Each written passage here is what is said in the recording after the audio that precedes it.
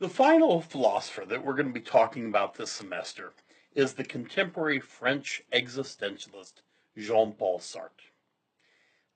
Sartre died in 1980, so I was alive and actually remember the news coverage of his death. He and John Lennon both died in 1980 when I was 8 years old. Jean-Paul Sartre was was one of the two most famous French people of the 20th century. We might argue whether he or Charles de Gaulle who was more famous. Uh, Jean-Paul Sartre was a philosopher, of course, but also an essayist and a playwright. He was a writer of novels. He wrote a screenplay and won the Academy Award uh, for one of his screenplays. He won and famously turned down the Nobel Prize for Literature. Um, the thing that I've asked you to read, the selection that I've asked you to read for today, Existentialism is a Humanism, is actually a lecture that he gave not long after World War II. Um, I could talk about Sartre all day.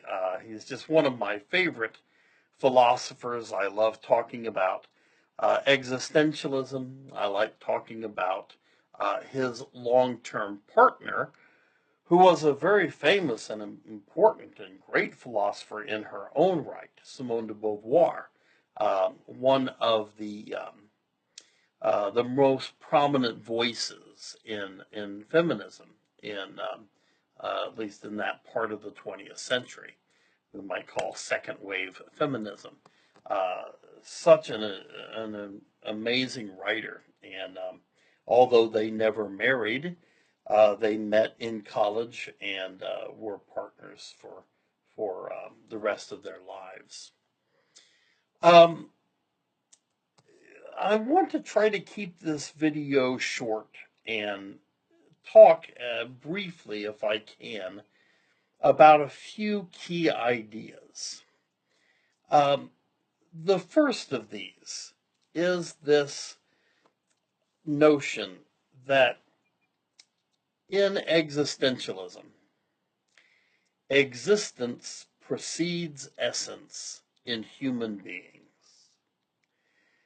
First, let's unpack this. What in the world does Sartre mean when he says that existence precedes essence in human beings? Well, the essence of something, the idea of the thing, as opposed to the actual physical thing.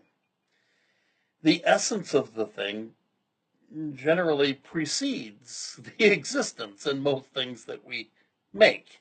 You know, um, let's see, I've got this pair of scissors here, and I don't think anybody invented the scissors and then said, "Hey, you know what this would be good for is cutting paper." No, the idea came first. The essence came first. The need came first. And out of that idea came the physical thing, right? The idea, the essence, tends to precede the existence of most things that are created. But Sartre believes that with human beings, the existence comes first. Why? Well, one reason is he's an atheist, and he believes that since there is no God, God could not have created us with an essence, could not have, created us with any idea. Um, Rather, we are thrown into this absurd world, and if we are to have any essence, if we are to have a function, it's up to us to choose that.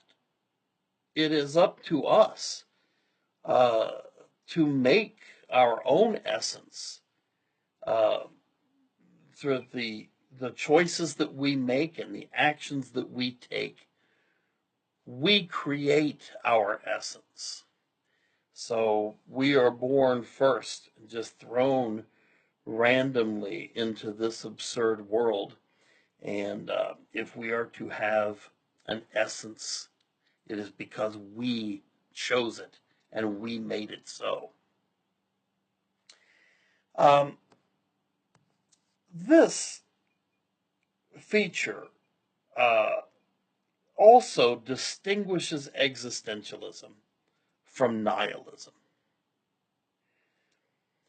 Uh, the idea that we can create an essence, that our choices matter.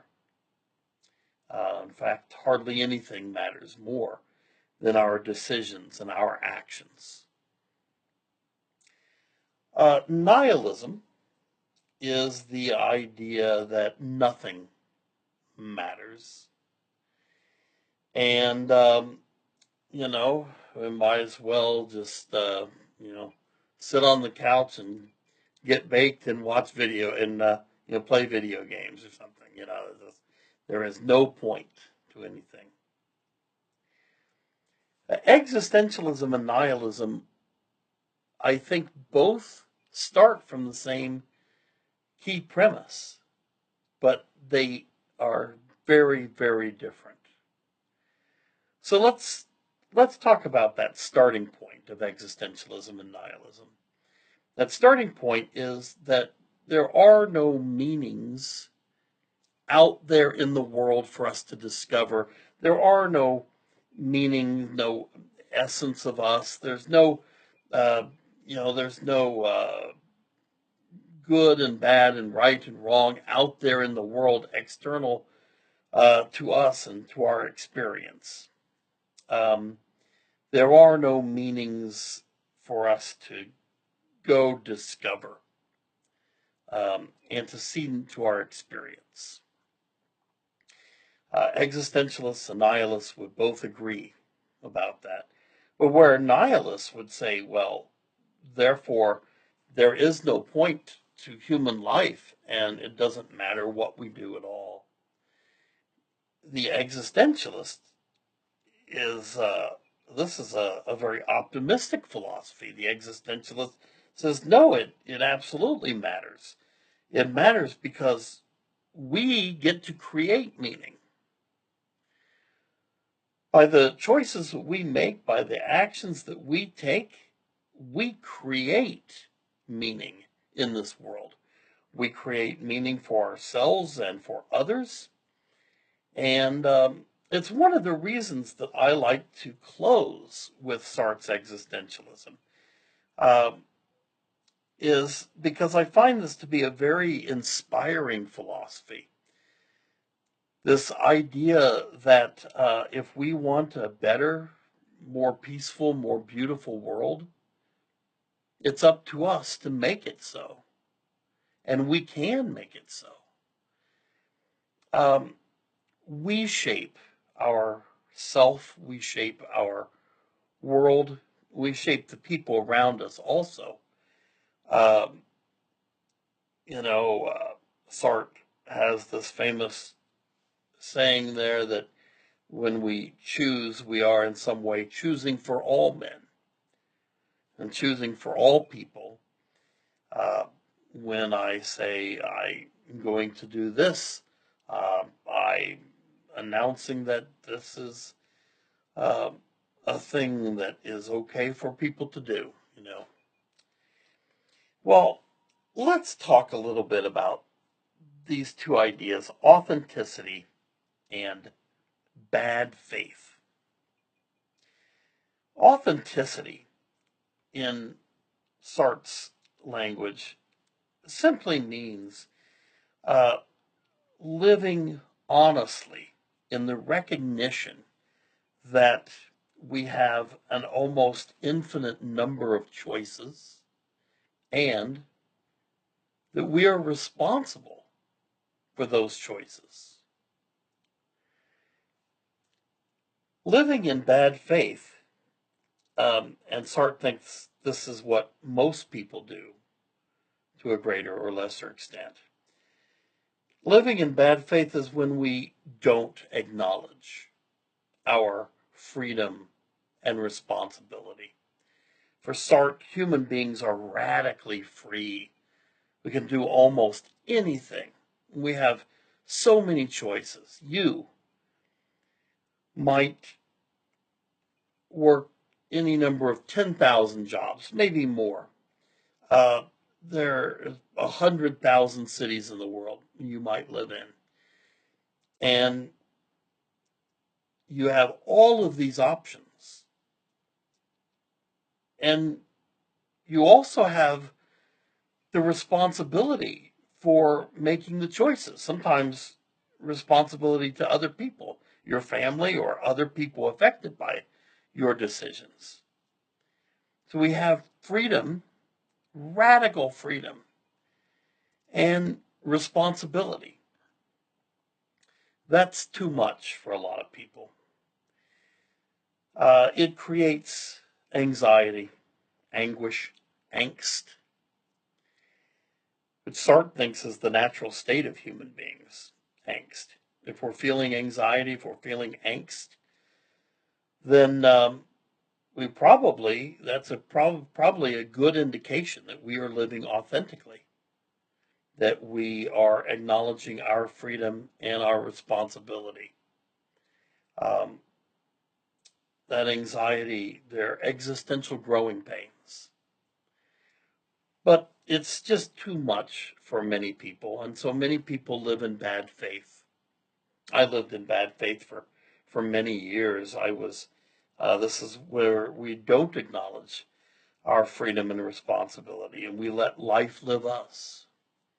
I got sick in around November 2007 and was sick for more than 7 years. Spent about 4 years of that in bed.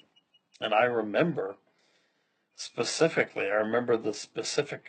time. It was New Year, or excuse me, it was Christmas Eve 2012, and I was laying in a hospital bed. And I thought to myself, I've been waiting and waiting and waiting to try to get healthy, get over this illness so that I can start my life again. But this is my life, and I need to start living it now.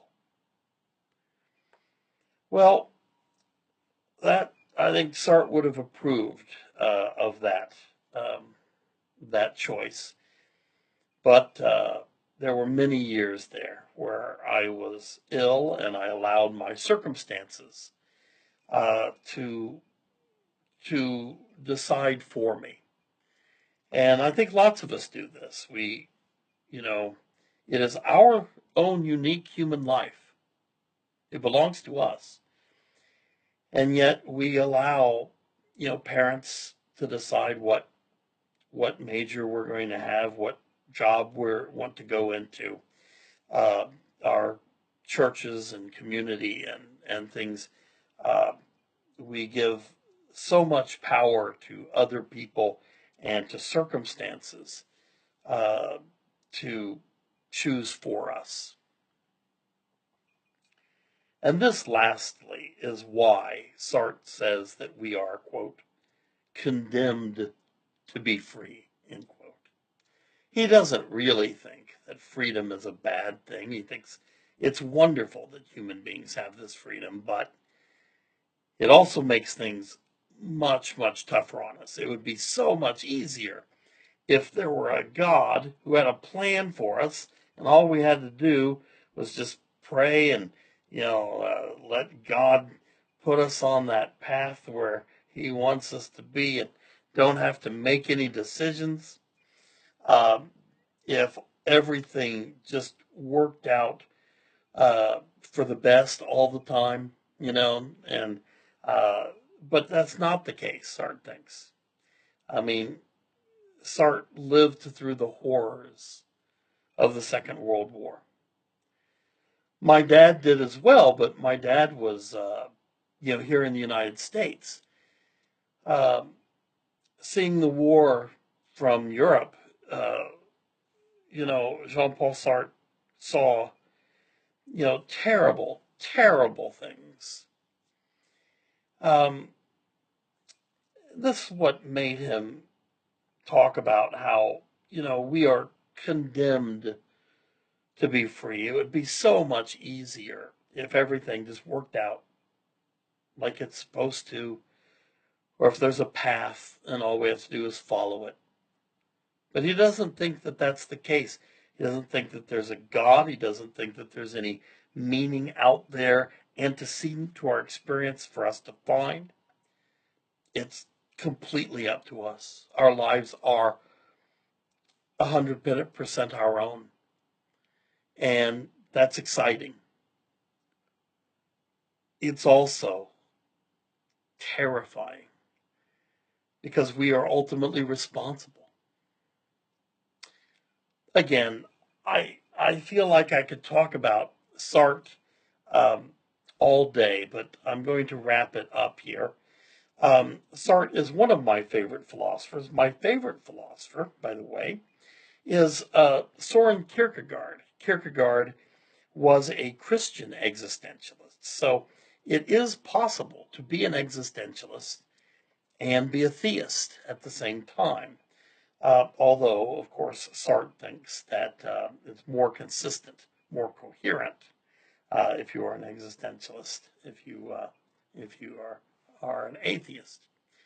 Anyway, I will wrap it up here with these key ideas. But please call, text, email me anytime, and let me know if you have questions about our upcoming final exam.